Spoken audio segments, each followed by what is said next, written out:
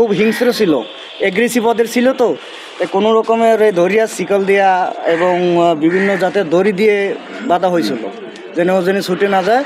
তারপর তাৎক্ষণিকভাবে বন কর্তৃপক্ষকে ফোন দেওয়া হয় সাকিব ভাইকে, সে ঘটনাস্থলে টিম নিয়ে যায় এবং একে রেস্কিউ করে আনা হয়। এগুলো কি সাধারণত লোকালয়ে থাকে? এগুলো সাধারণত লোকালে থাকে না, কারণ এগুলো থাকে আপনার বনে বেশিরভাগ, বা দেখা যায় গ্রাম অঞ্চলে ধান খেতে।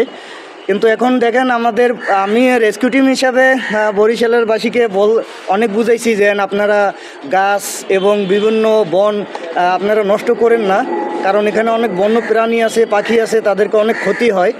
এই গাছ বা বন নষ্ট করার ক্ষেত্রে এগুলা লোকালয়ে এসে পড়ে ক্ষুধা মেটানোর জন্য। রূপাতলীর বটতলা এলাকা থেকে স্থানীয় জনগণ উদ্ধার করার তারা আটক করছে মূলত। পরবর্তীতে আমার বন সংরক্ষক মহোদয় এবং বিভাগীয় বন কর্মকর্তা মহোদয় নির্দেশে আমরা ঘটনাস্থলে যাই, যে বিড়ালটি উদ্ধার করে নিয়ে আসি। আঘাতপ্রাপ্ত থাকার কারণে আমরা প্রাথমিক চিকিৎসা দেই। চিকিৎসা দেওয়ার পরে বর্তমানে আমাদের হেফাজতে আছে। পরবর্তীতে আমরা এটা ঊর্ধ্বতন কর্তৃপক্ষের নির্দেশে আমরা অবমুক্ত করব।